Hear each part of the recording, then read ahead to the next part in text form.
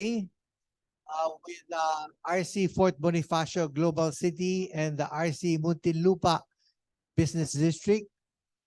So on behalf of the Rotary Club of Makati, may I call this meeting to order. On behalf of the Rotary Club of Fort Bonifacio Global City, may I call this meeting to order. Okay, I think the other one, the President Jana. Yeah, okay.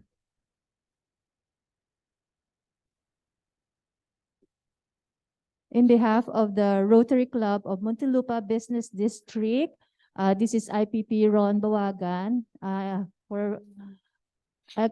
now call this meeting to order. Thank you. Thank you. Now, may I ask everybody to stand up for the invocation? And I'm calling on Rotarian Will Paroni of Rotary Club of Fort Bonifacio Global City. Is he here?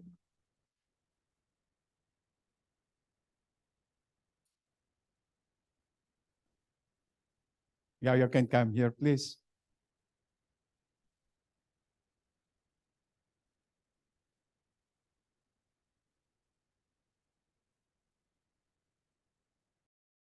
Also, please remain standing. After the invocation, we'll have a national anthem and the Makati hymn.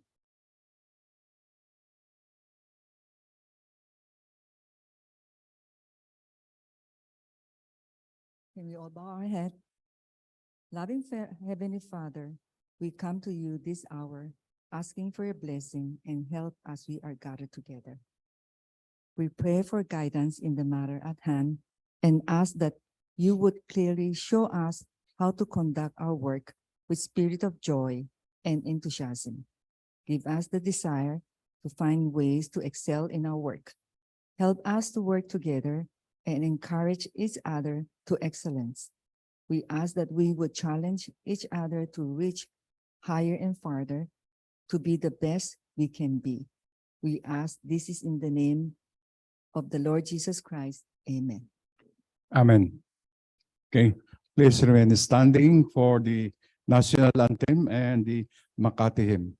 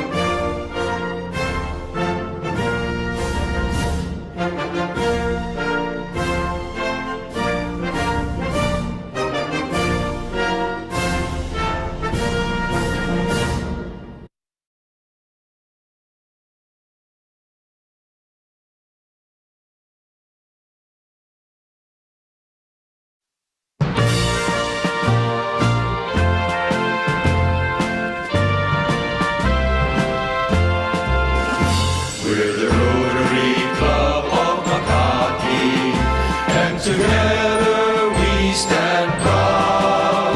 We are leaders with integrity, always ready to serve humanity, always living by the four-way test, building goodwill and peace along the way.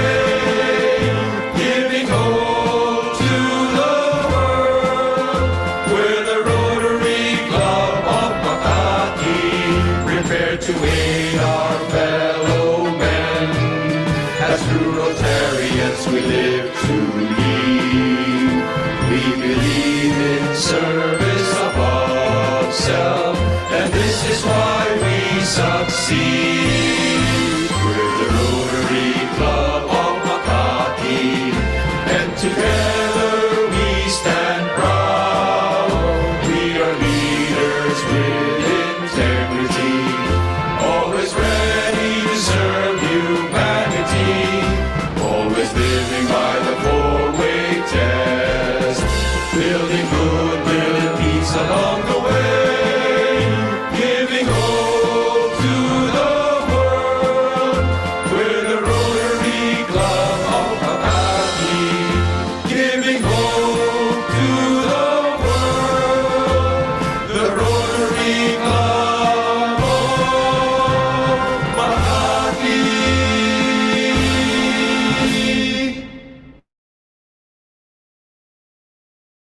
Okay. You may sit down, please. Okay. Next will be the greetings of all the birthday celebrant and wedding anniversary for this month. Can I have a list? I thought it will be, yeah, okay.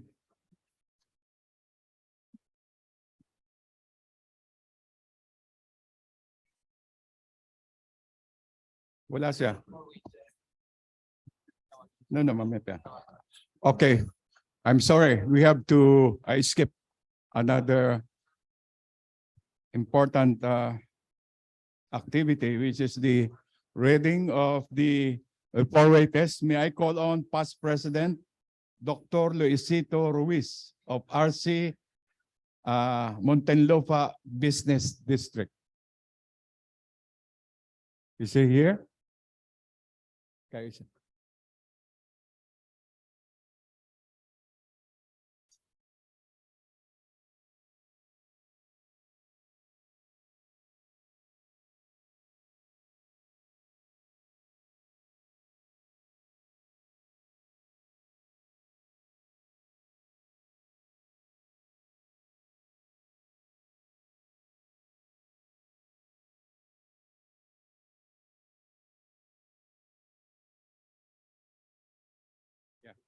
Just ready for way test. Okay, okay.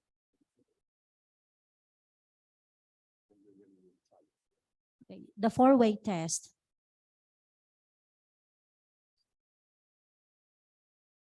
Is it the truth? Is it fair to all concerned? Will it build goodwill and better friendships? Will it be beneficial to all concerned?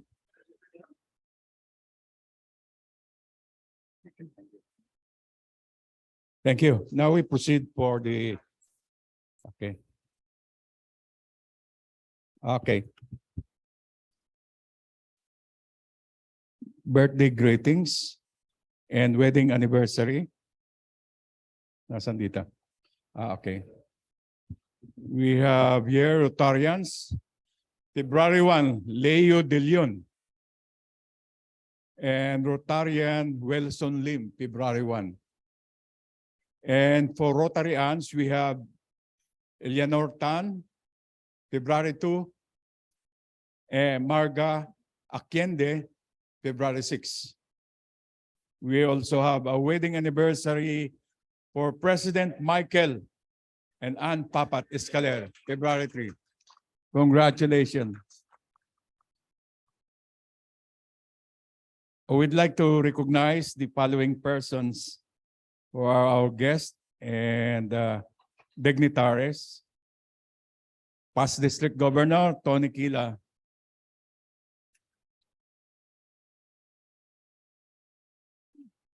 District Governor nominee Regine Oledo.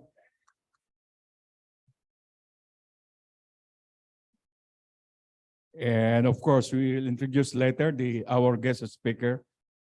And I have here a personal guest, Mr. Carson Choa, a partner of Wicom Community, a developer.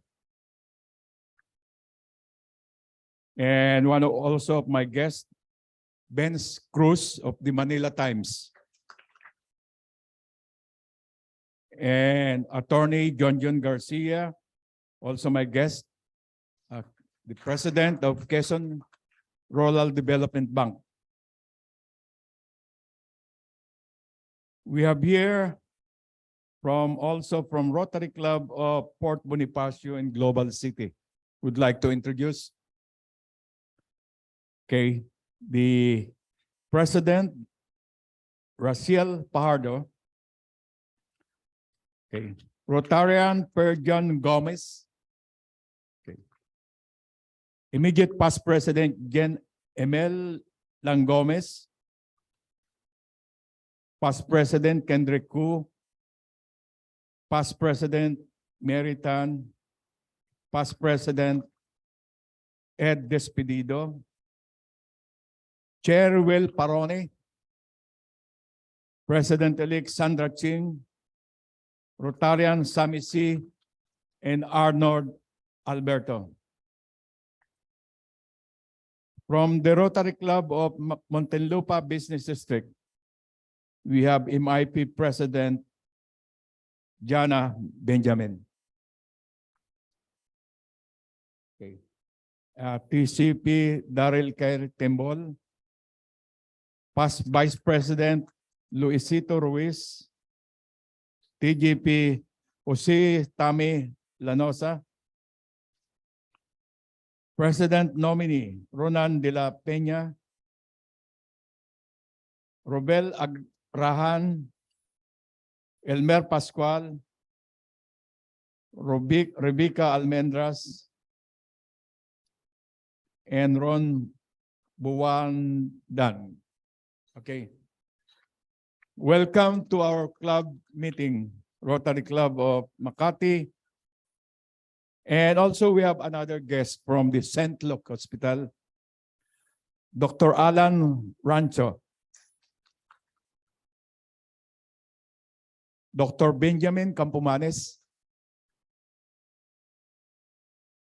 Miss Leah Regala, Teodoro. Welcome to our club meeting.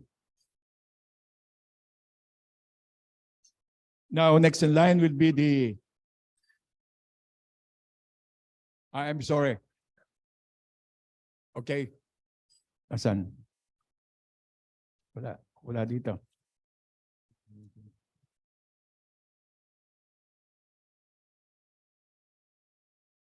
Okay. Sorry. This is a, we have a guest speaker from Sydney. I think it's Sydney, Australia. Okay. He is the past president, Geoffrey, right? Okay. Okay. Also from, wala kasi rito eh. RC Shanghai, alin dito yan? Wala. Yeah. Can you please, Louie, introduce? Yeah. Yeah, I'm sorry. We would also like to welcome the past president of the Rotary Club of Shanghai, Rondo Eastman. Wala na. Okay. You want to say something? Mr. President, okay.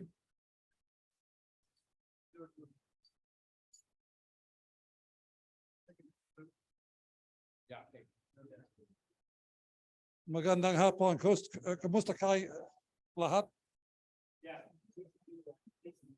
Oops. My name is Jeffrey Little, and some of you who've been here for about 25 years might remember the last time I made up here. The president had a home in San Miguel Village. Anybody remember that? 20 years ago. Never mind.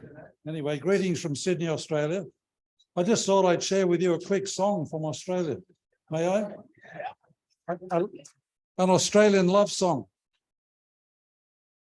Oh, Mahal, is that okay? Because I'll sit down. If you want me to sit down, I'll go away. Okay, this is a lovely Australian love song. Okay, you ready? Sabuhay ko'y labis, ang hirap at sakit, lompas sa umibig, bandiwala ng langit. At nang lumigaya, himang mo sa dusa, taning ikaw sinta, kung taning pag-asa. Dahil sa'yo, nais kong mabuhay. Dahil sa'yo, hanggang mamatay. Dapat mong tantuin, wala ibang gilid. Puso ko'y tanungin, ikaw at ikaw rin. Dahil sa'yo, ako'y lumigaya, pagmamahal. Ay alayan ka, kung tunay man ako, ay alipinin mo. ang lahat sa buhay ko'y dahil sa'yo.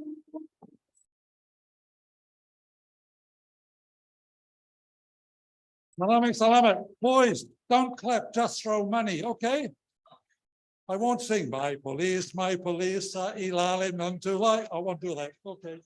Maraming salamat.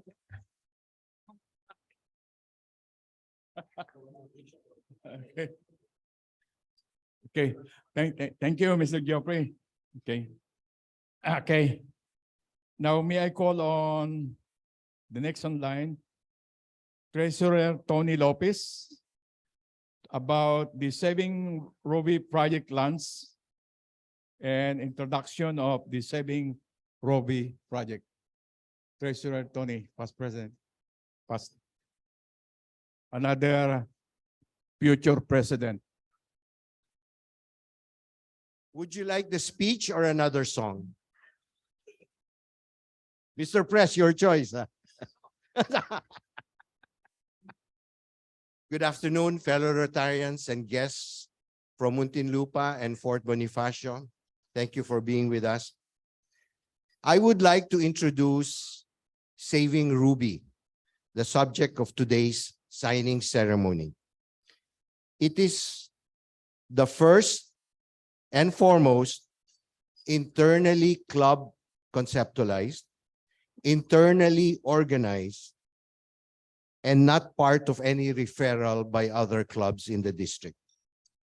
Early in our Rotary year, President Michael expressed to the board of directors that his thrust for the year is to uplift children, in particular, their nourishment and medical needs, which should be prioritized for all the projects of the directors in Rotary year 2022 and 23.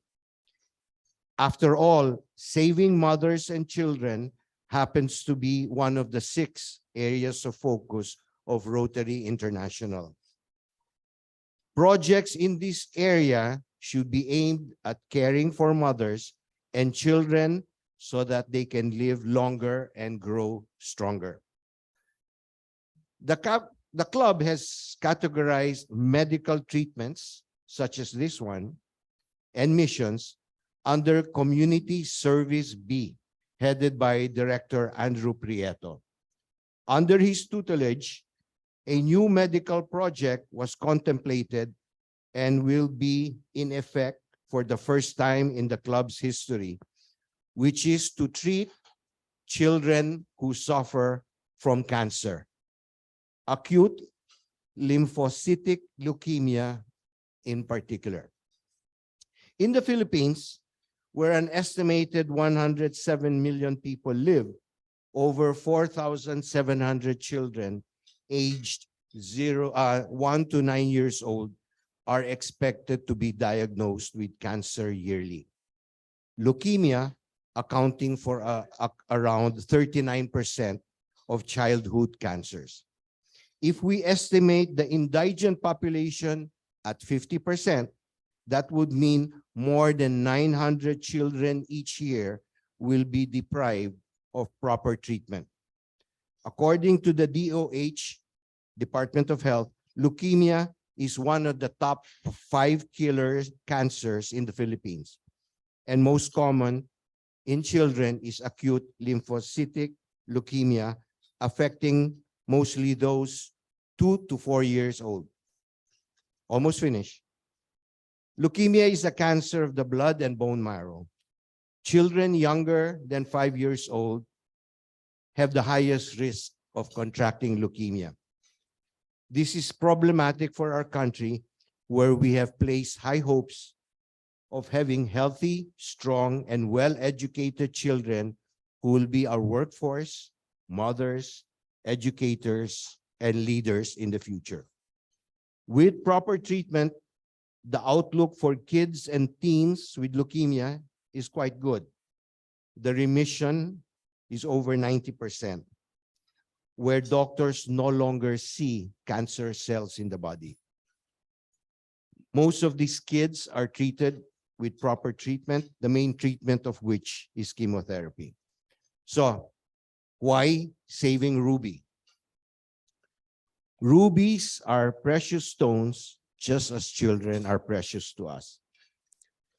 Rubies have the color of blood, which is the subject of our medical treatment.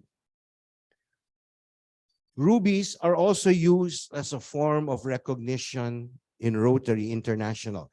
So the higher level of donors are given the pin with this, with the ruby placed on the pin. Okay. And finally, rubies represent life and passion. Life for the children stricken with leukemia, and passion of the Rotary Club of Makati for its humanitarian service. Modesty aside, I do not think there is any other club in the district that can do a project in the same magnitude, impact on children, and having an effective partnership with St. Luke's as Saving Ruby. So that is why the Rotary Club of Makati has undertaken this. May I now invite Attorney Reggie Ponferrada, our Rotarian legal counsel, to explain the documents to be signed today. Thank you.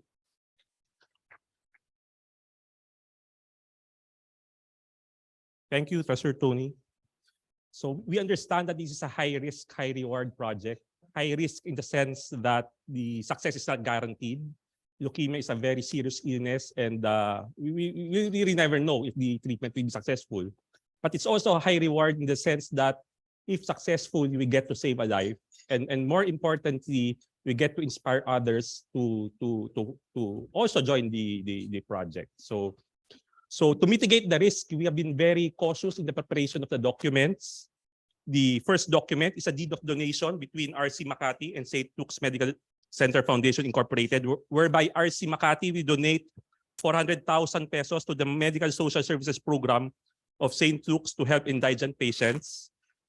The deed of donation specifies the purpose of donation to fund the treatment of an indigent child patient suffering from acute lymphocytic leukemia.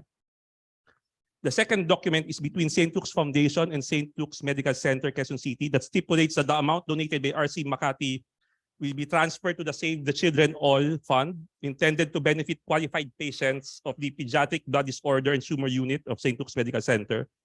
The Save the Children All Fund, stylized as ALL for acute lymphocytic leukemia, Save the Children All Fund, also guarantees that the treatment of the child patient approved by RC Makati will be entitled to subsidies from St. Luke's Medical Center for diagnosis, treatment, hospitalization, medicines, and other medical expenses. This fund receiving our donation combined with the subsidies of the hospital will cover the cost for the whole treatment until recovery of the child patient. And the third document is between RC Makati and St. Luke's Medical Center's Pediatric Blood Disorder and Tumor Unit, outlining the expectations of RC Makati that the screening and selection of a child patient suffering from leukemia will meet our minimum requirements that will be expounded by Dr. Andrew later. The recommended child patient will also require the ultimate approval of the RC Makati. The unit will provide reports on the status of the treatment and recovery of the child patient over a period of 3 years, with the most critical period being within the 6 months of the chemotherapy treatment. So as discussed above, as I discussed before, this is a high risk, high reward project. That's we get to save a life, but to minimize the risk further, the RC Makati, primarily through Dr. Andrew, will be very involved in the screening of the beneficiary and in his or her treatment. So I bring now to Dr. Andrew. Thank you.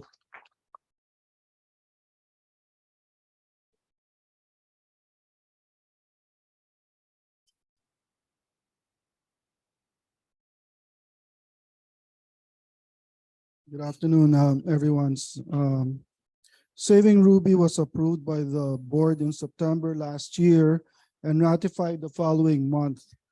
To implement Saving Ruby, we needed a medical institutional partner that is a renowned, established, complete and specialized facilities and equipment, and having the best medical skills in the country.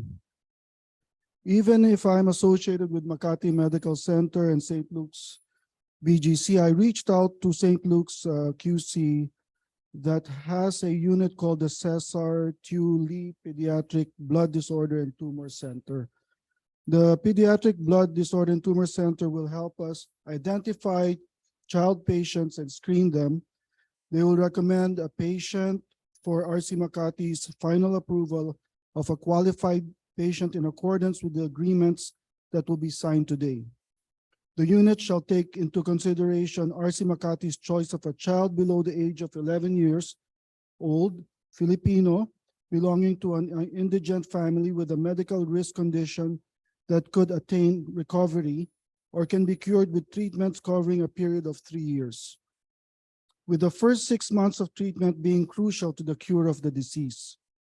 Our donation, together with the medical staff and cost subsidies provided by St. Luke's Medical Center, shall fund the cost for diagnosis, chemotherapy, hospitalization and medical expenses, medicines, medical supplies, and diagnostic and ancillary procedures until the full recovery of the child patient.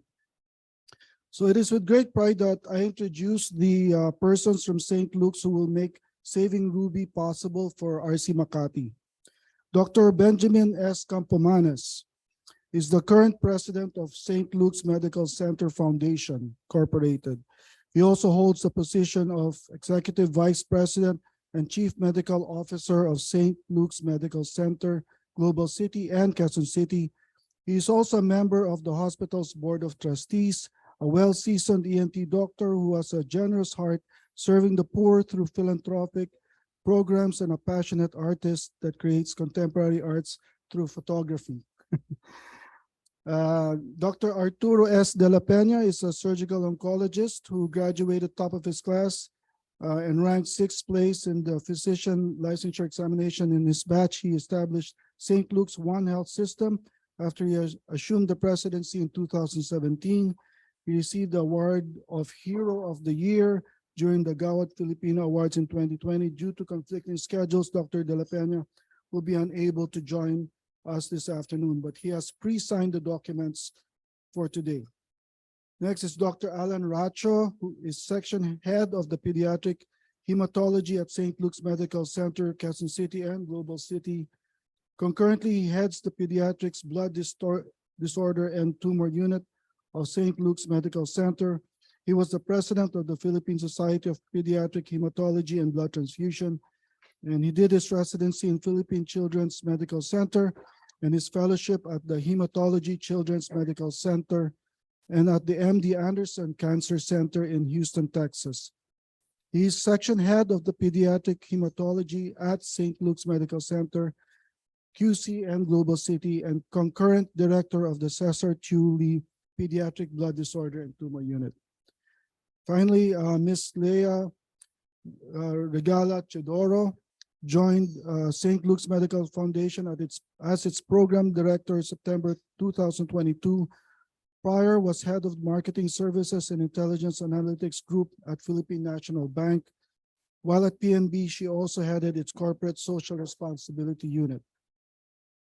The Saving Ruby project team has requested Ms. Yvonne Kwan to be present to witness the signing of the documents on behalf of her husband, the late past District Governor Robert Kwan of RC Makati and past chairman of the Board of Trustees of St. Luke's Medical Center Foundation.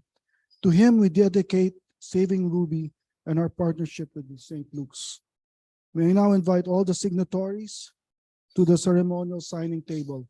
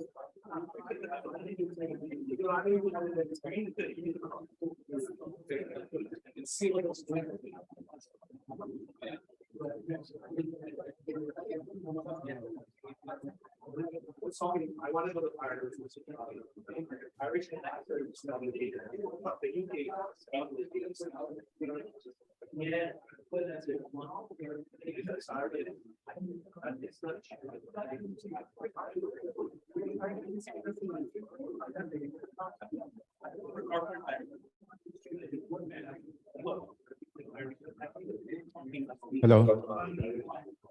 Yeah.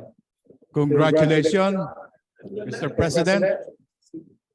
And of course, with the initiative of Treasurer Tony for this project. Congratulations.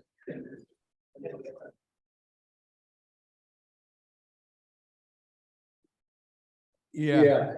Okay. Next will be of course, we would like to hear the President's time. May I have the call on the first, our President Michael for President's time.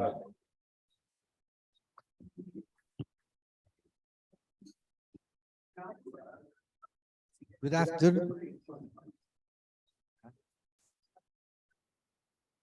Good afternoon, Rotary members.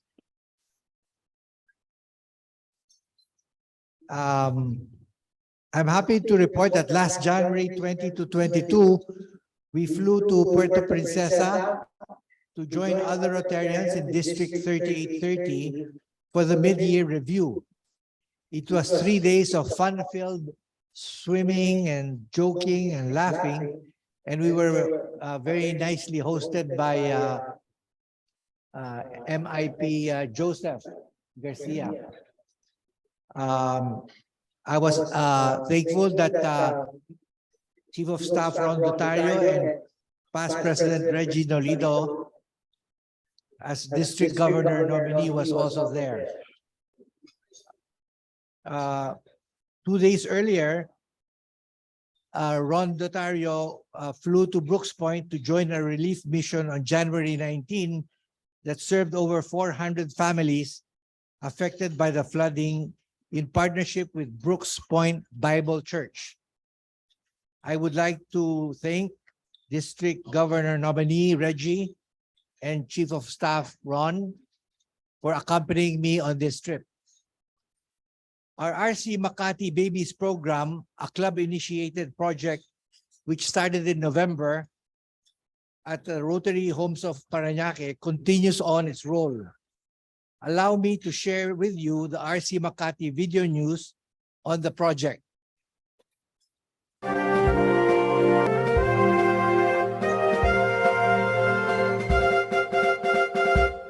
As we all know, President Michael Escalera has chosen child nutrition as his flagship program this Rotary year.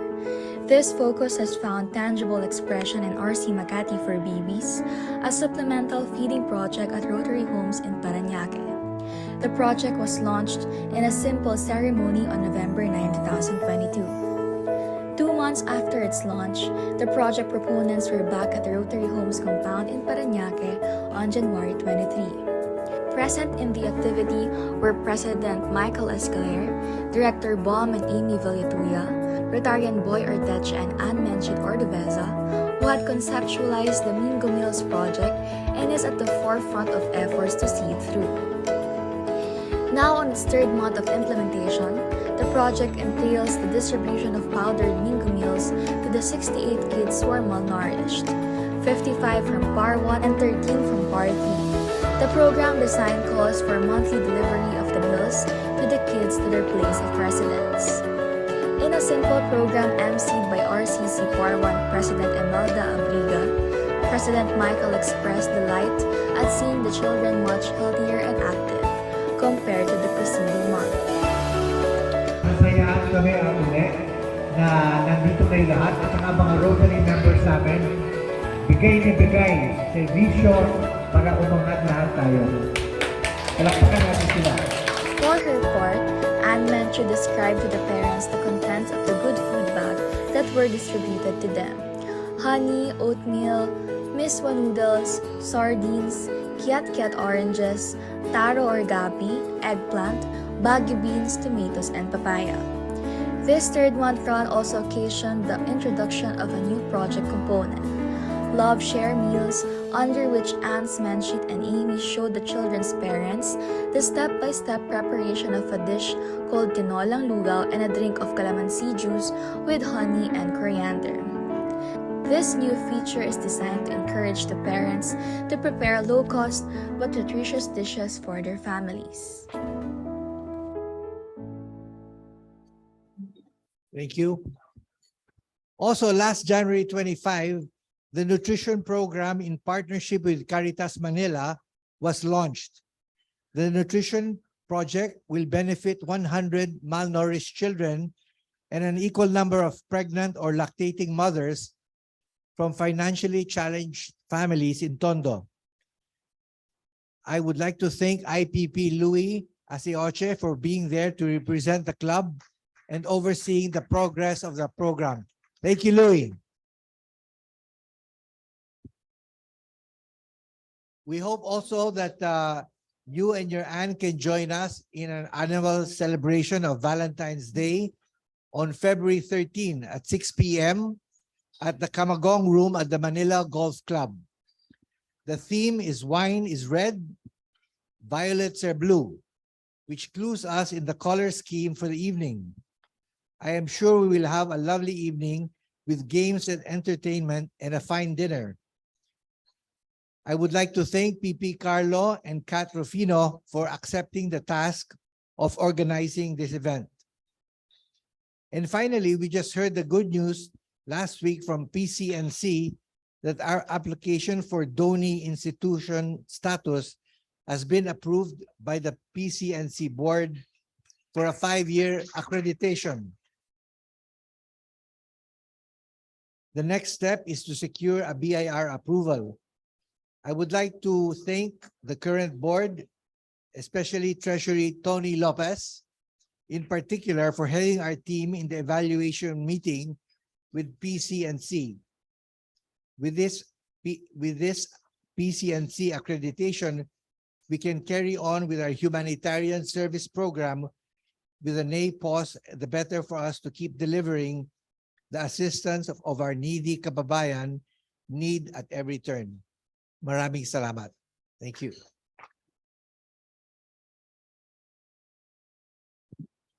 May I call on MIP President Raciel Pajardo for President time?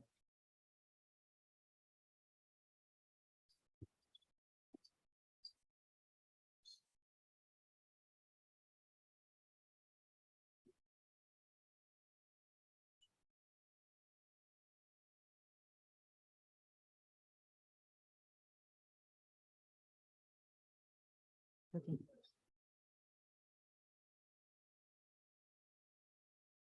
Good afternoon, ladies and gentlemen. I believe that the protocol has been served. I would like to introduce myself. I am Rachel Bernadette T. Fajardo. You may call me Rachel, or some people call me Verns. I am the 14th president of the Rotary Club of Fort Bonifacio Global City.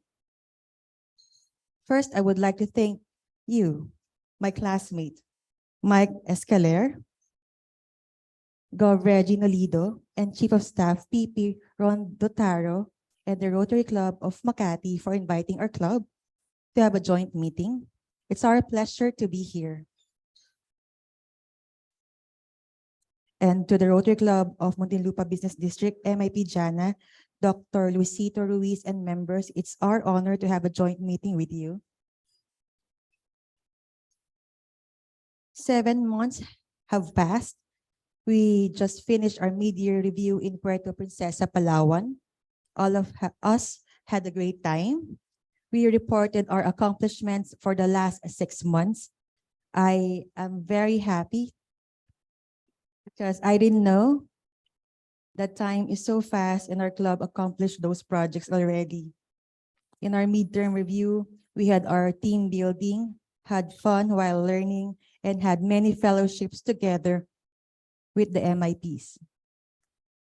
In my past 7 months as president, I have learned 4 lessons. First of which is to prioritize. We focus our club's energy on one main goal as opposed to pursuing many different goals. Trying to achieve too many goals may not achieving any of them very well. Since time goes by quickly, minor goals follow as you finish your main goal. Our top priority was our membership. We started the year officially with 53 members, and after some cleaning and adding new members, now we're 72. Thank you. Thank you. I would like to thank our honorary member, my partner, Rotarian Perjan Gomez, and some of our club members who helped me. In some areas, we did well with our objective. In others, we still have more time to go. But what helped is we had one main strategic objective. Second lesson is small things matter. Sending a Facebook message or making a collage for a birthday greeting for a club member, doing a simple act of service, reaching out to check in on another member, and showing up to meetings regularly. These are small things that make people feel seen, and they add up to something much greater over time. Being a Rotarian is a way of life, and that is most often displayed in small acts. Third is patience is a virtue. Patience, patience, patience. You know what I mean. And fourth is to serve your members. It seems to me that Rotary is by nature a membership organization because without strong membership, Rotarians can't achieve as much in their service work. We may say that not all Rotarians have the same priorities, and priorities can change depending on the stage of one's own life. There are multiple ways to contribute, and all should be celebrated. Diversity is a strength Rotary clubs can embrace. I may say I am honored to have the privilege of leading the Rotary Club of Fort Bonifacio Global City because of our kind and helpful members and our very generous Charter President, Governor Edna Suter. The lessons and friendships have gained during this time will continue to move me forward in a positive way, even when I lost the status of president. I am forever grateful to the Rotary for the life lessons learned this year. For the next 5 months, these are our upcoming projects. Kindly refer to the flyer we handed you. You have this? Okay, again, kindly refer to the flyer we handed you.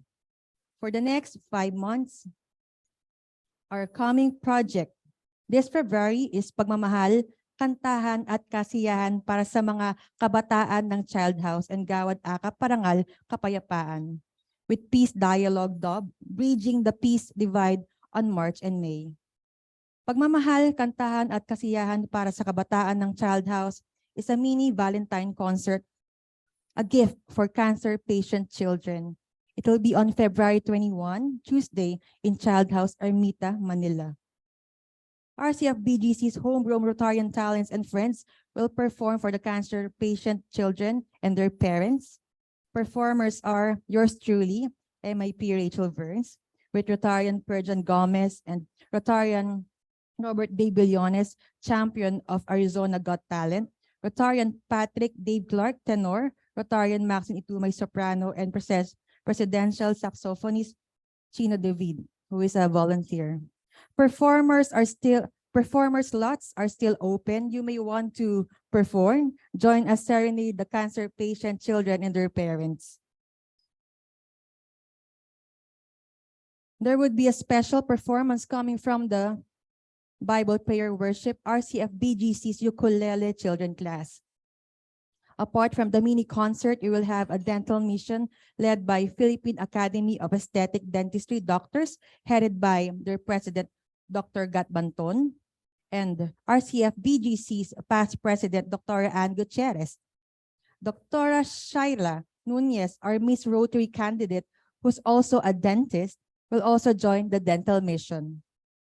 We'll also have a feeding project serving Lutong Bay for children and their parents. Moreover, we will also have a gift giving for children and parents, giving school supplies, educational toys, medicine, vitamins, and dental kits. Let's now proceed to our next project. As a token contribution to the pursuit of global peace, the Rotary Club of Fort Bonifacio Global City is relaunching its Gawad Akap Awards, which recognize individuals, organizations, and institutions who have championed the cause of peace in our land. The undertaking will take form of a peace dialogue dubbed Bridging the Peace Divide, set on March 24, 2023 in Colegio San Juan de Letran. The activity meant to elicit the thoughts of national leaders from both sides of the peace divide on the prospects of peace, which will serve a prelude to the search for the Gawad Akap Kapayapaan awardees. They will be given recognition on May 21, 2023 in Dole Auditorium. The key persons would be Lorraine Badoy, General Antonio Parlade Jr., Representative Francisca L. Castro, Representative Raul Manuel, Ronald Cardema, Gabriela, and Bayan Muna. We are positive because given the personalities, media and audience will not be a problem. The categories for awarding is advocacy, warrior, and hero, and public service. We will also have Kapayapaan singing contest to lighten up the mood on the awards night. If you like to nominate someone, partner with us, share your blessings to our cause, apply for singing contest, or perform for the cancer patients, please check the number given to the flyer and have us a call. That's all. Thank you so much for inviting us again.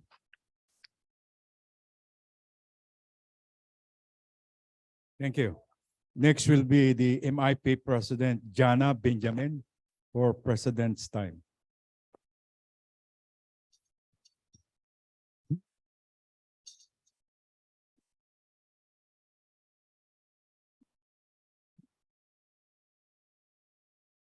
My apology for coming here. We didn't expect heavy traffic from Skyway going here.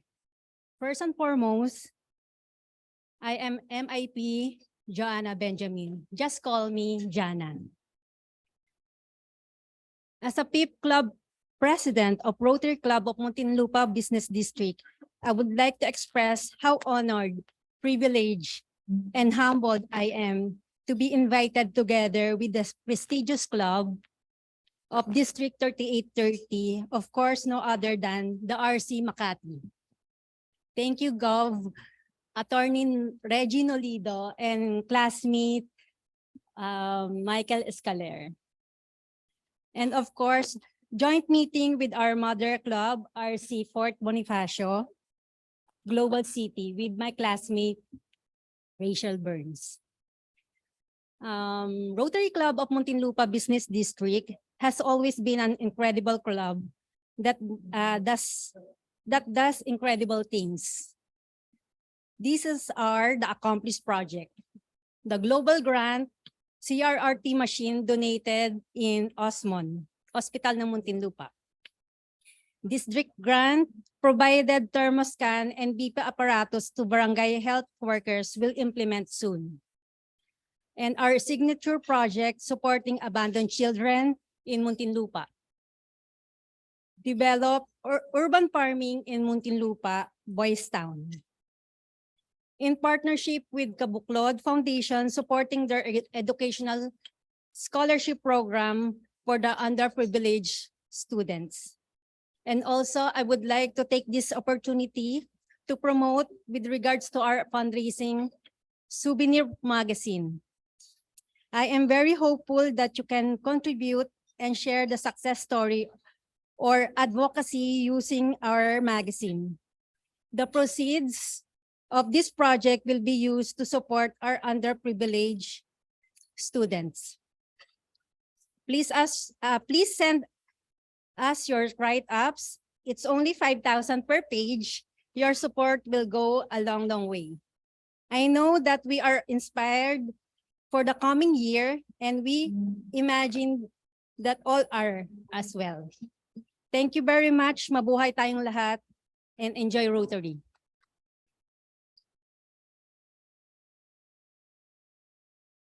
Thank you, President Jana.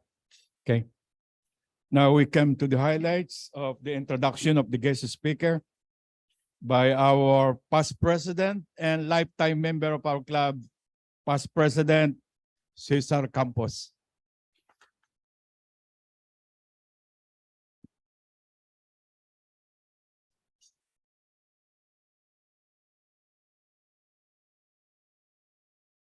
Good afternoon, fellow Rotarians from the three other clubs and guests. I had the pleasure of meeting our guest speaker during the Management Association of the Philippines meeting at Shangri-La Hotel at Bonifacio Global City. We were seated together at the table, so we had an unusual chance to talk freely while waiting for the start of the meeting. He told me that he is the country head of Tata Consulting Services, Incorporated in the Philippines. As many of us know, the Tata Group of companies are well known in India and covering many industries. To my question of how many of them in his compatriots are working with him, he said, none. How many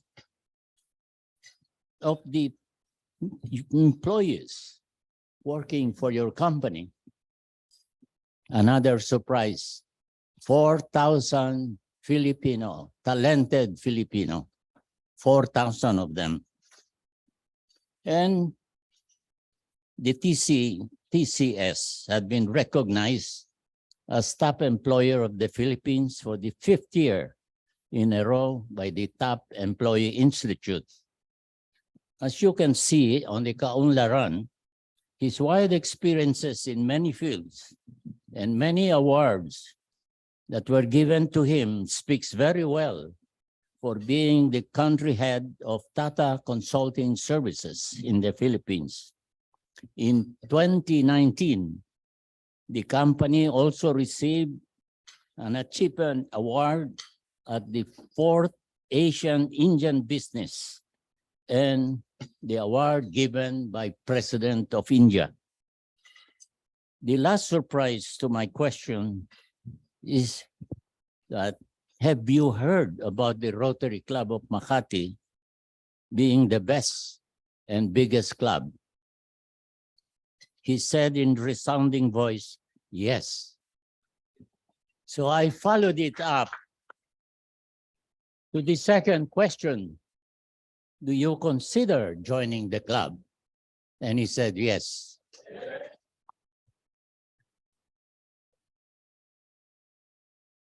He will be speaking on the STEM education, science, technology, engineering, and mathematics. So let us welcome the guest speaker, head of Tata Consulting Services in the Philippines, Mr. D.G. Varghese.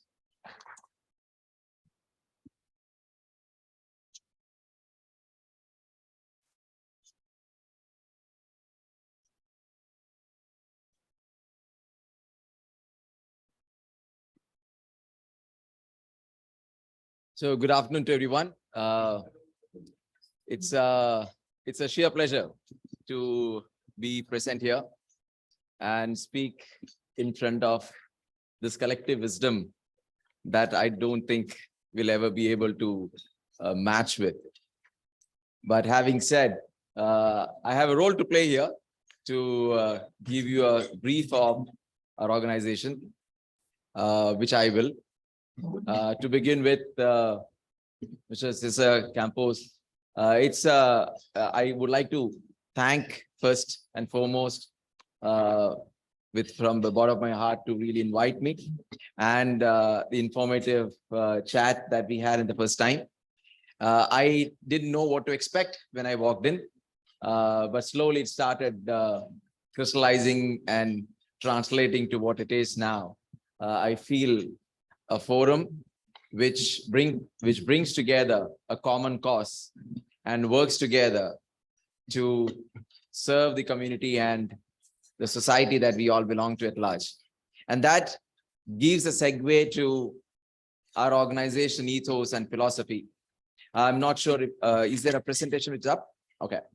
So I'll share a brief presentation. You can go through the slides, which will be a good anchor for you. The first slide will talk about our organization. You can move to the first slide, please. So TCS stands for Tata Consultancy Services. We are globally employing about 620,000 people. We are present in 58 countries. We are an IT organization. We essentially leads transformation programs globally for most of the organization conglomerate. We work with governments as well. We established ourselves. TCS was established about 55 years ago. We've been in the industry for more than 55 years now. We work across sectors and across domain. When I say we work, if just to give you an idea, there are, for example, some of the organizations run on SAP. You would be knowing SAP as a product. You would know Microsoft as a product. You will know AWS. You would have heard of Oracle. Those who have been familiar with organization, IT infrastructure, you will be familiar with these names. TCS comes in as a platinum and a global partner for most of the organizations that you're aware of and known of. And we are the implementer for those products and platforms. Those who have come across SAP as a product, TCS runs SAP and TCS implements SAP globally. So most of the experiences that you get when you interact with any organization or any system, the system that runs behind, or the IT information and architecture that runs behind is what TCS is core strength in, which is developing the system. Some of the known things or some of the marquee things that we do in India, the passport system of India, just drawing some relevance to the Filipinos here. The passport system in India is managed and run by TCS.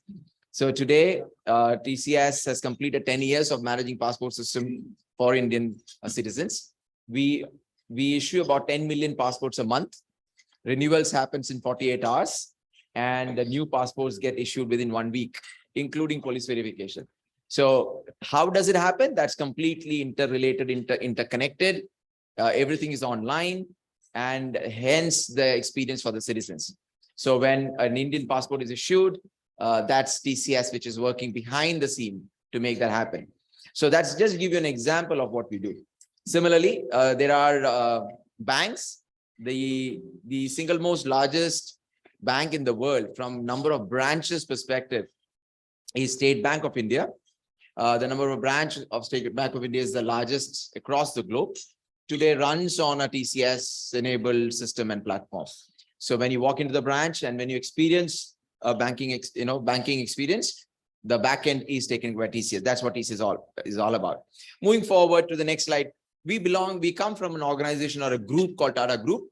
As earlier introduced, Tata Group is across various industries and verticals. Tata Group is about 150 years old. The one thing which I want to draw, which probably resonates very well with the principles of Rotary Club, is the commitment to the community and services. It will be good for you to all to know that Tata, while you know Ratan Tata and Tata, you would have heard of the name, is the founder. Ratan Tata is the emeritus chairman today, but he doesn't own the company. The Tata group of companies is owned by Tata Trust. And the way it is structured is all the group companies' profits are drawn from and by the Tata Trust. And Tata Trust keeps 64% of the group profits, which is deployed in philanthropic work and community services. Only the 36% of the profit goes back to various industries and various companies to reinvest in their respective businesses. And that's the philosophy that Tata Trust runs in, and that's how the group is operating today. The group, though it is, it's probably more than, I guess, 3 billion in market capitalization. Our revenue is over 120 billion, but it is not owned by a single person. That's how it is. It's run. The founder's philosophy is that we belong to a community and we exist because of the community, and we are here to serve the community than we do our business. So that's the philosophy that we run in. So the latest acquisition of Tata Group has been the Air India and Indian Airlines. The national airlines of India is owned by Tata Group. Those who are familiar with Air Asia, you must have traveling Air Asia.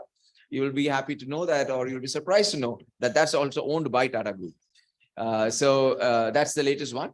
We are also into, the Land Rover and Jaguar. Those who own Land Rover or Jaguar, that's a Tata company car. So it's owned by Tata Motors under the brand name of Land Rover and Jaguar. So those are some of the marquee names that Tata Group belongs to. And TCS is the IT arm of that group company. And TCS in the Philippines, which is the next slide, has been here since 2007, 2008. Today, we employ about close to 6,000 Filipinos. About 4,000 of them, 4,500 of them work from BGC. About close to 2,000 of them work from Angeles City in Pampanga office. So we have presence in 2 cities, one in BGC and second in Pampanga. Our expansion plans are to go beyond Metro Manila as well. Today, these 6,000 people that I refer to are laterally hired or from fresh graduates hired from the Philippines colleges and universities. What we do is we hire them, we train them to enable them to really deliver the IT services for organizations here in the Philippines. So that's how we operate. We operate in a model where the skills from or the talent from India or the expertise from India or elsewhere that TCS has, we bring the talent here to train the Filipino workforce so that they are able to deliver locally. So we have 2 sides of the business. One is the outsourcing world, which is the BPO and IT BPO companies that you're all aware of. And those who don't probably know, IT BPO industry today in the Philippines contributes to almost 8% of the country's GDP. It's about 30 billion, 32 billion that it has touched last year. The IT BPO companies put together in Philippines, right? And the Philippines GDP is about 320 billion, I believe. So it's about close to 9% of the GDP. Now we do the outsourcing work, which is the US organizations or companies in Europe, Australia, who sends work to outsource destination. Philippines becomes a natural choice because of the language capability and other skills. While there is language, what TCS does is we bring in the talent for them. We train them for technical skills. And that's how we make them employable by the industry, right? And so that's our model. We also operate for a lot of organizations locally. We work with a lot of manufacturing units. We work with banks. There are banks in the Philippines who runs on TCS platform. The ones which is publicly available on news channels and online are, for example, Sky Cable. Today, if you're having a Sky Cable at home, the backend system, the billing system, everything, the operating system is run by TCS, has been operated by TCS. Converge ICT, for example, those who have a network at home or office, the entire backbone and system is TCS. We partner with Converge to really deploy them. So some of those IT solutions, consulting work, outsourcing work is what we do in this local country in Philippines. So we work for global organizations. At the same time, we partner with local companies in their transformation journey. Some of the companies who doesn't know what to expect in the next 5 years from an IT technology standpoint, we partner with them. We help them to draw the roadmap for the next 5 years, to draw their IT technology roadmap. So those are some consulting assignments we do. We usually partner and we compete with KPMG, Deloitte, and Accenture of those companies. So for you to know what is the landscape that we operate in. Now, what we also do is while we operate and we do business here, which is the next slide, we partner with DEPED. So before coming to this meeting, I had my, our way forward meeting with the Department of Education this morning. We had our Indian ambassador, had a meeting with Mr. President and the Vice President, Ms. Sara Duterte. And there was an understanding and there was guidance that, if there is a way by which Indian companies can come and help the education system. There are ways that we are working towards to see that how we can help the education system. And I was looking at the Manila Times headlines about the education sector needing some transformation and intervention. Now, few things that we have brought to the country is, and what we are doing is, we started a program called Go IT. Go IT is a program where we introduce STEM, and that's where the theme of the speaking session as well talked about. STEM is nothing but it is not really getting people to do science, math, and technology, but it is more about building a technical and an analytical skill within people, regardless of the stream you are part of. Student can be in arts, it could be commerce, it could be design, it could be anything that they participate in or they graduate in. How do we ensure there is a digital skill that's embedded in the program in itself, in the curriculum in itself? And how can we have them start design thinking? What it means, it is also about seeing a problem statement and finding a solution which is a lot more innovative in nature. And what we do is we partnered this program, started with CAR, Coordinated Administrative Region. We partnered with them to really go to the students, help them to identify problem statements in the community that they belong to, and then help them to come up with a solution, which is a digitally enabled solution. Give you an example. In one of the school, the student came up with an application called Red Button. The Red Button application was the innovative way of these students to address bullying as a problem in their school.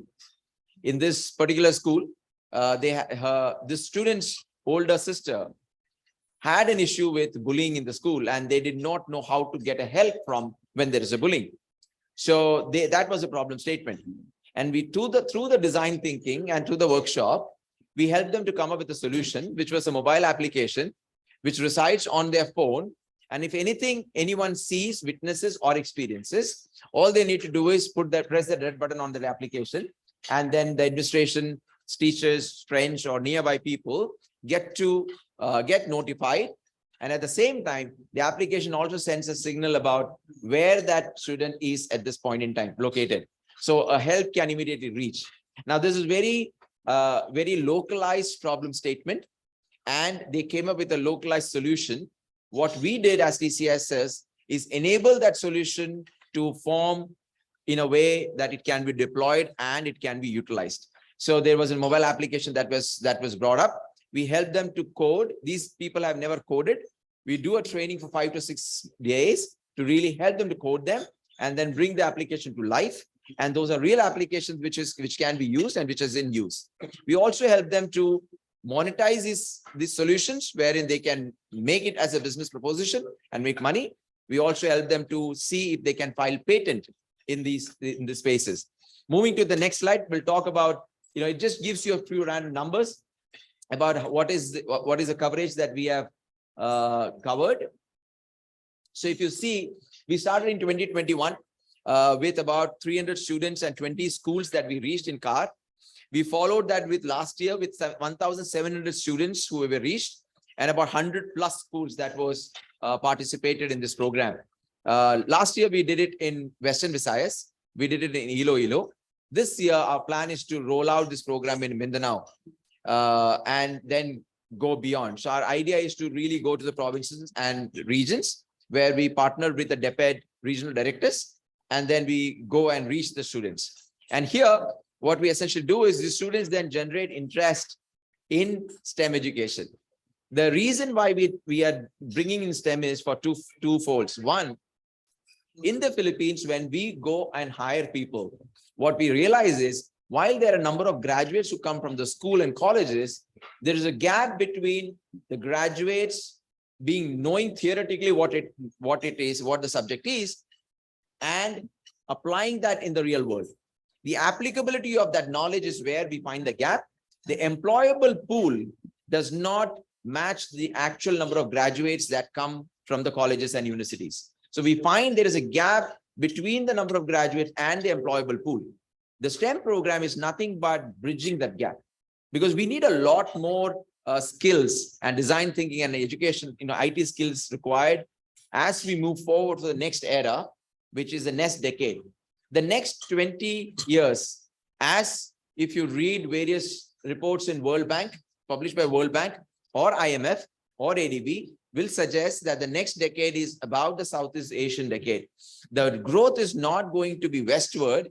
The growth is really going to be Southeast Asian bound. And therefore, the need for the graduates and young population to be educated and skilled so that that growth can be embraced and the growth can really be propelled. Otherwise, we'll fall behind, right? So this program is nothing but bridging that gap. Now, we hire from these colleges, those students who participate, we hire them, but not all of them can really join TCS, but this is also, these people are also joining the industry at large. So they are joining our competition as well, which is fine because, we want the industry at large to really grow together, right? So that's where this program comes in. The other aspect that we bring in is, while we intervene with the students and we help the students to come in, the other aspect is to help the educators, which is the next slide, which talks about Ignite My Future in school. Ignite My Future is nothing but educating the teachers to start thinking in a way which is design thinking or digital thinking. Because what we realize is teachers are very focused with the subject, very theoretical. How do we make them one step backward and start putting design thinking in the approach that they take? All right. Now, this is not about, as I said, engineering college graduates alone. This is across all the streams. So here we bring the teachers and students and we give them access to our facility where we do coding, where we do work with the various customers and clients. We make them understand what it means to apply their knowledge in the real world. As an example, we hired people with FNA graduates, and you would know Philippines probably is the second largest producer of CPA graduates, okay, globally. Don't ask me who's number one, I don't know. So, this second largest. Now, but having said, when we hired those people and we wanted them to do an FNA processing for global organizations and larger organizations, because a lot of companies outsource the FNA processes, right?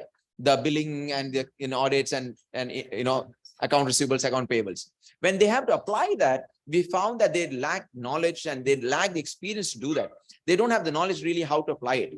So what we do now is to these programs, we bring them to our offices and premises, we teach them, and our volunteer services, we go to their colleges and universities classes, we exactly help them understand the applicability of those that they learn in the class in the real world. So that's this program wherein Ignite My Future is all about helping the teachers to understand why design thinking is important, helping the teachers to understand what it means for someone to really start thinking digitally or start thinking much more analytical in nature rather than non-analytical, right? So the analytical thinking and design thinking are two focus areas from us, which we really are trying to incorporate in the education system. The next slide will speak about the numbers that we have covered so far. About 400 plus educators we have partnered with. All this partnership is through a structured program along with DEPED and SHED. About 400 schools we have reached out so far, and about 20,000 students we have reached so far. Now, this is all about how we are able to bring everyone together. The last slide is in the holding slide, which you can go forward, is essentially talking about why we do it. But the message that I would like to give here is TCS, as we are definitely interested in the business side of it, but our aim here and our intent here is to really develop the local talent and leave a legacy behind, because the growth cannot happen by having expats travel to Philippines and base here. The growth can only happen when you really develop the local talent and give them the leadership roles and positions so that they can really take the country, the company to a newer height. So today in our structure, as Sir did mention, probably we are only few Indians, and at the leadership level, it's only me who is an Indian. but across the leadership profiles, it's all Filipino workforce, and we've all hired and trained them. They all are being sent to India to understand the scale that we operate in and what it means to be part of TCS. So they are able to appreciate which organization they belong to, and they're able to appreciate and bring that that knowledge and that experience back to Philippines, so that when they hire their people who join us, they look them as leaders whom they can follow, right? So we are really building that team up.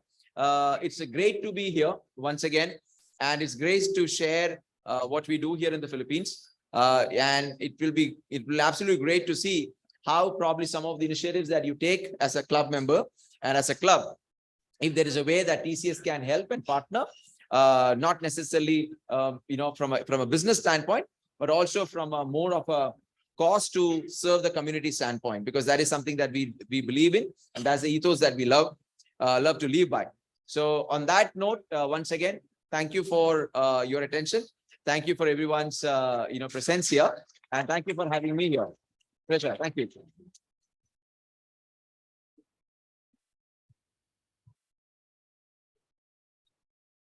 Thank you, Mr. Guest Speaker. Now we will entertain question, and you can approach the mic over here. Yeah, anybody? Yes, please. Yeah, Past President. I heard that your company processes visas. Did I hear right? We process passports. Oh, the passports. Passports. I So see. in India, all the passports that is issued to all the Indian citizens is processed by TCS. It's a TCS enabled system and backend of a backend application which basically does that, including the service center. So when you apply for a passport, until it is issued, the whole process is taken care by TCS application and services. And this is only for Indian passports? Indian passports in India. Yeah, but that's substantial, huh? Yeah, it is about 1 billion people. We issue 10 million passports a month. Okay. Yes. Yeah. Yes, Past President Noledo. I was really intrigued by the programs that you have, especially for training teachers, no? And the educational programs you have for children, especially. How far have you gone into, what communities have you already reached out? Because definitely there is a need for us to perhaps with Rotary partner in reaching the barangay levels, the lowest levels of the school level, to try to see if we can teach our teachers to be better teachers. So how far have you gone there, and is there a possibility for collaboration between us for us to be able to use your technology and reach perhaps a larger number of schools? Yes, absolutely possible. So we wanted a pilot. So our pilot was with CAR, Cordillera Administrative Region. And we started first with the student program. And the second, we followed with the Ignite My Future, which is a teachers program, which is educators program. So far we have done educators program with CAR. This year we are doing the educators program with Western Visayas. And now today morning we had a meeting with the DEPET. I think VP Sara has guidance to really take it to the provinces as well, this program that we run. So that is something that we are aiming for. But to your point of how Rotary Club can partner and we can partner together, that is definitely an open agenda that we can have. And I'll be more than happy to really come up with a use case and case paper wherein we can actually partner together. If you've identified the way to go forward is if you've identified a province or a barangay, which you feel there is a need, we can pilot it. And based on the success of that pilot, we can then roll it out for many more barangays and cities. Yeah, just as a follow-up, the reality is that a lot of our students, in fact, the statistics show that our students are up to 90% functionally illiterate amongst our grade schoolers. I have personally witnessed grade 3 and grade 4 students who cannot even read 3-letter words. And perhaps technology is the way to spur further understanding and further knowledge for our kids. Yeah. It is completely, it's a little bit more than just technology. There is a need for accepting that gap at the education, at the ministry level, right? At the leadership level. So once that acceptance is there, then there is a need for them to be willing to change. Because what we tried is to, can we change the curriculum in itself? And personally, my experience when I embarked on that journey of changing the curriculum, I got a little stuck in the red tape, so I couldn't move forward. But if we are able to, with all your your clout and your presence, if you're able to influence that process of changing the curriculum, then we know what to do, and we know what to bring in, and that's something we can definitely do. Thank you. But so we're seeing a lot more of openness from the from the current administration. One of the things is, I don't know if you are aware, during pandemic for 3 years, there was not a single competitive exam that was conducted in Philippines. There was no accounting exams, there was no engineering exams, there was no medical exams, nothing, right? Because everything is paper-based, right? India, nothing stopped. The graduates, people were still giving exams, people were still going into competitive schools. Philippines, we lost 2 years. Lost 2 years with no one really, going through the competitive exams and therefore getting graduated in those streams, which means we fell behind 2 years, right? That's a huge gap that we have created. And the reason why, because we don't have a digital solution. Everybody has to walk into a room, into a school campus, have to have a piece of paper and a pen to really give the exam. We have a solution which is completely digital. You don't need really internet connections, because when you go to the provinces, connectivity is a problem. We don't need internet connections, but it is a completely digital assessment center virtually that we can create, where all the students can take.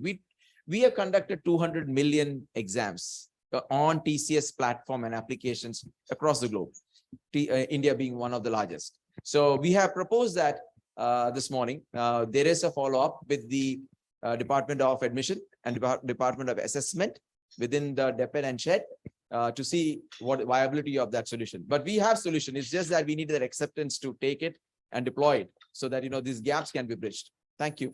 Thank you so much. Thank you, Past President Rigi. I think Dovotore, Past President Rigi, he will soon become a member of club. Yeah, next in line. Okay. Treasurer Tony, then after you, Past President Jeffrey of RC Australia. Okay, President. Thank you for gracing our meeting. I truly enjoyed your presentation. And many of us in our table are also excited for you to become a member. Okay, and we thank Past President Cesar for a great find. Okay, I listened intently to what you were saying. I think you hit it on the nail by focusing on education. But I'd like to suggest that you also focus on our agriculture. Okay, the guy to your left can be one of your funders in agriculture, because we need it badly. The state of our agriculture productivity is so bad. And maybe the TCS can look into agriculture. Is a mainstream also in India, right? So there must be something that you can do. Thank you, Director Portia. Yeah. Okay. Thank you. Just to respond to that. Yeah, sorry. Just to respond to that. So there is a product TCS has called M-Krishi. Krishi stands for agriculture. It's an application basically for farmers, which we deploy.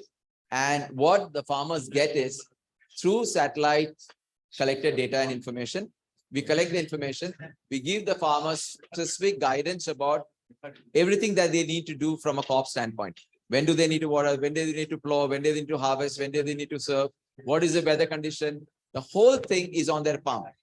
It's a digitally enabled system. In India, we do it in the rural areas where the agriculture or the farmers doesn't have access to, let's say, a simple news channel to see what to expect from a weather condition standpoint. So this solution gives that kind of information, granular information about soil quality as well to the farmers, so that they can plan their harvesting and crops very well. So we have a solution, and I can definitely, as a follow through, we can take you through that. Thank you, Mr. Jeffrey, Past President Jeffrey of RC Sydney, Australia. So the Indians are taking over the world, it seems, from a business point of view. But look, the Filipinos have had education back to the 1600s. right? They're highly educated. When they go out to the rest of the world, they really cream the locals. They do better than the locals, highly intelligent, highly educated, highly gifted. And they're bringing back now in this climate that I am feeling after 3 years away of just intense business activity that's happening in the Philippines, is attracting it like flies to honey. So I'm just wondering, do you think you've got anything to teach the Filipinos about? Because they're bringing a lot of stuff back from Australia, USA, where they have been working, and they're engaging in joint business ventures with other expats who can see their competency in the way they demonstrate it through their various activities. Do you think you can teach the businessmen here in the Philippines anything? And what's the niche area where you can input into the Filipino landscape as far as a viable business activity is concerned, other than call centers? So call center is not our area of focus, but to your point, the business that is, or business knowledge that is coming back into Philippines, right? Repatriating to Philippines, those who have gone back are very niche. They are, I would say, a medium or probably a small enterprise segment where this is really coming back, right? So it is not an industry-wide experience or industry-wide phenomenon that we have seen so far. It is only in the select few areas where we see it, and it is yet to be industrialized, where we can rely on that repatriated knowledge and experience to really scale the economy. So today, the need that we have is, or need of the hour is, how do we scale our people, or how do we scale ourselves as Filipino based people to embrace that growth which is going to come in the next 10 years? Because the growth is going to be coming faster, right? But we are not scaling ourselves up to that pace. That's why I said, the 2 years gap that we had, people don't realize it today. I'm telling you, 5 years down the line, 10 years down the line, we will realize that 2 years, the gap that we had, how much of hole it will create from a economy standpoint. And Vietnam is catching up big time. The young population, the Vietnam young age is already growing up.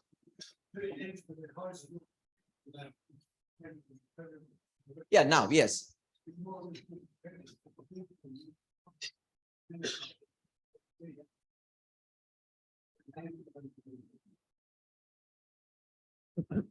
Yes.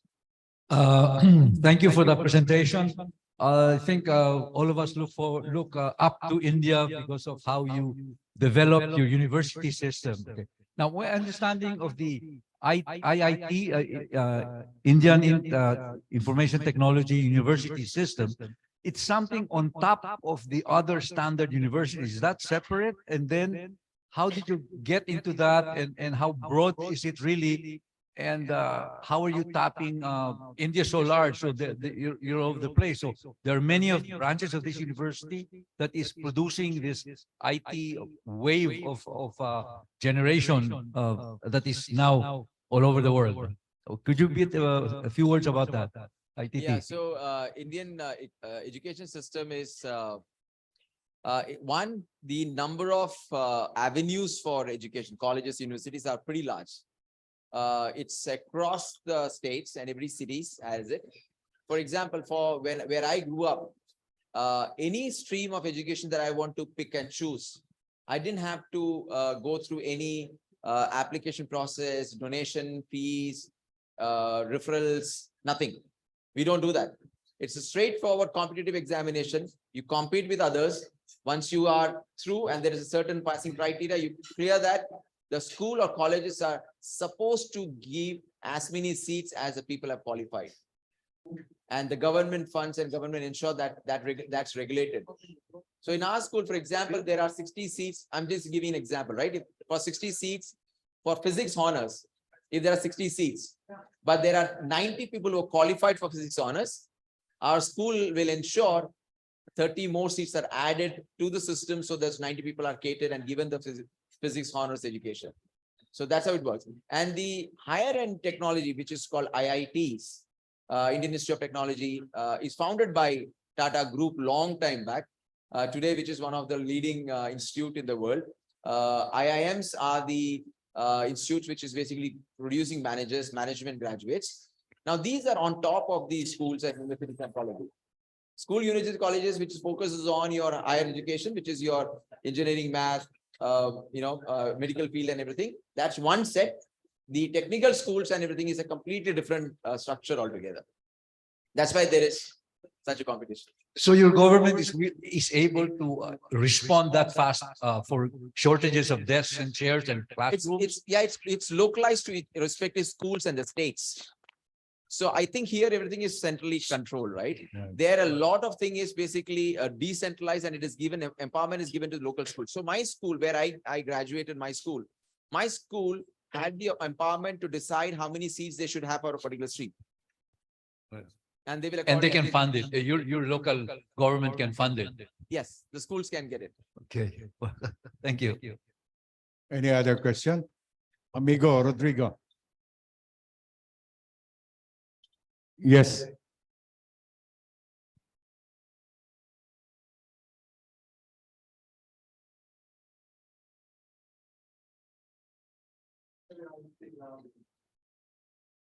What is the loudly? So the training programs that you operate seem to be for both the teachers as well as for the students. Which are the most important for you? And then a sort of a follow on from that, as you see I don't know, an enlightened student, if you like, come through, how do they deal with the disappointments that sometimes, you know, having seen a brilliant new way of doing something, because processes are in place already, they can't experiment and try out the things that they've now learned? Yeah, so to answer your first part of the question, I think it is equally important, student and teachers both. One, the students to generate that interest in a student, it is important for us to introduce them to STEM and anything which is design thinking and computational thinking.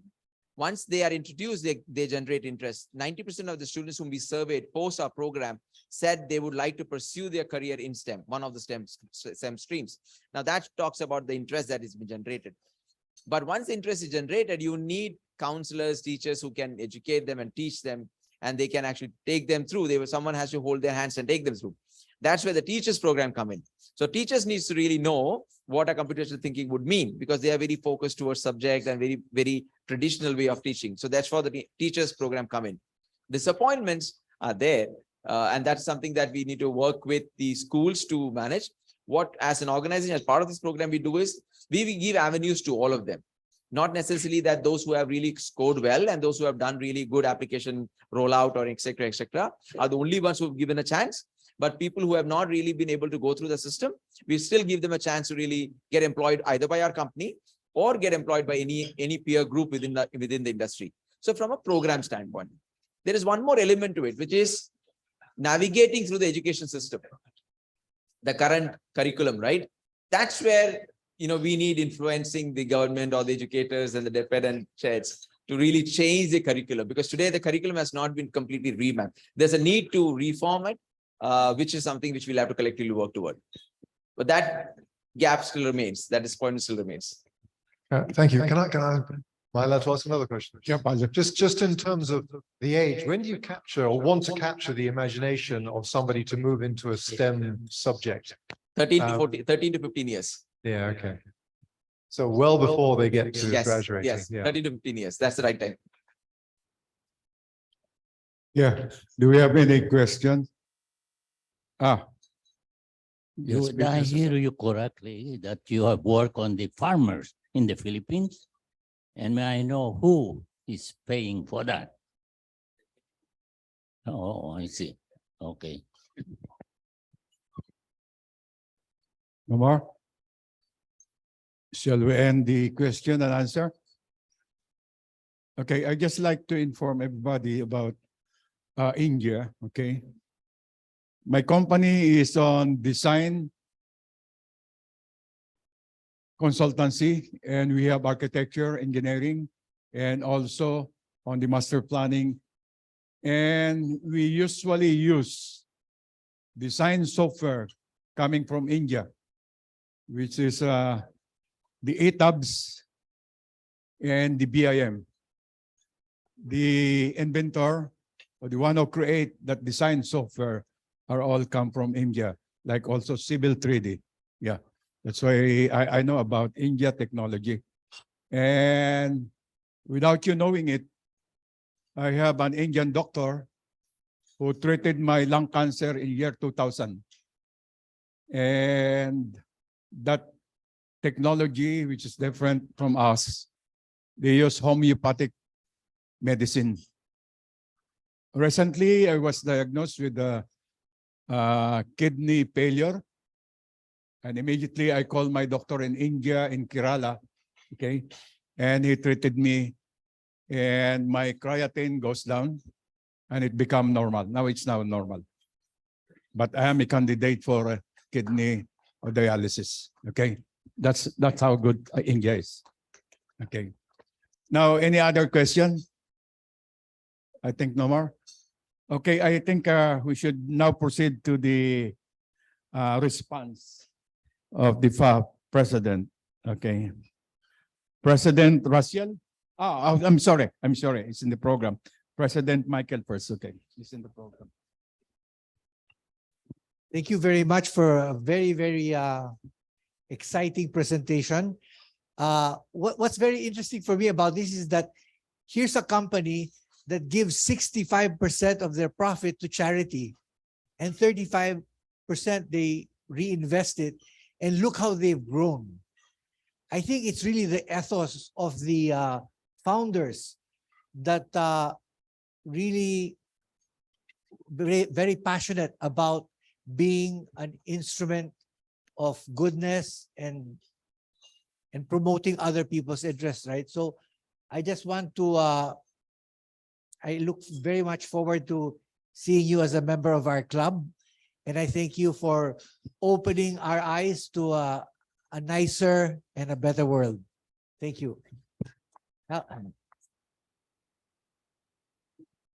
on behalf of the Rotary Club of Makati, may I present to you a certificate of appreciation. Our 25 years.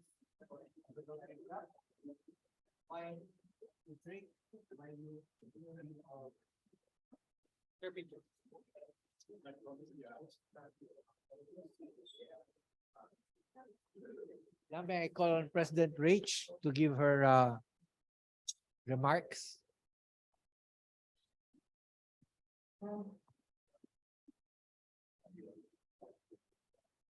Governor Peps, can you listen to Rachel?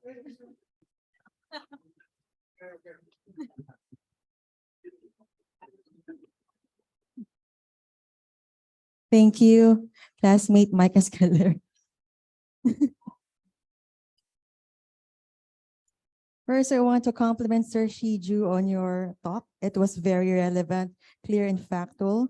I also commend you and your company, Tata Consultancy Services, for employing 5,500 workforce here in the Philippines. Thank you so much. I agree with you that STEM education is very important because it bridges gaps between primary school, secondary school, university, and industry. And I've learned that it's about how we can have students apply STEM skills to think logically and solve real-world problems. I also learned from your talk that STEM education strengthens the local economy and increases the per capita income. And third is teachers are the most important in-school predictor of student success. This means school leaders are the second most important factor in student success. Sir, I would like to appreciate and please accept our thanks for an outstanding presentation. Thank you.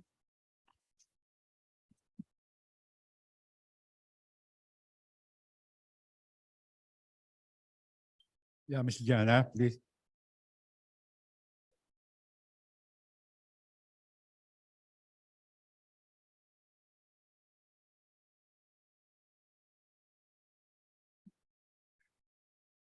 Thanks for the wonderful presentation about your consultancy. I agree that STEM education is vital to national development. It promotes the learning of the 21st century skills and provides developing countries, especially here in the Philippines. With these tools, they need to improve people's lives. Change is happening every day, and change is very constant. By adapting to this approach, we are giving our students and children a glimpse of the world that they are about to face in the future.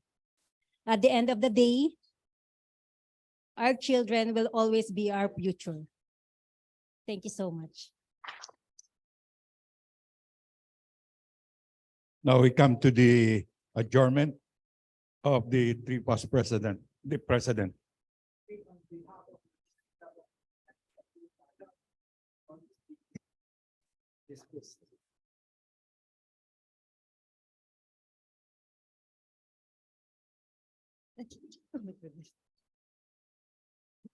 On behalf of the Rotary Club of Fort Bonifacio Global City, I adjourn this meeting.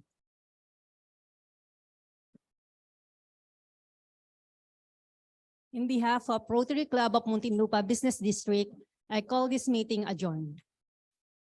Thank you. Congratulations. Mabuhay.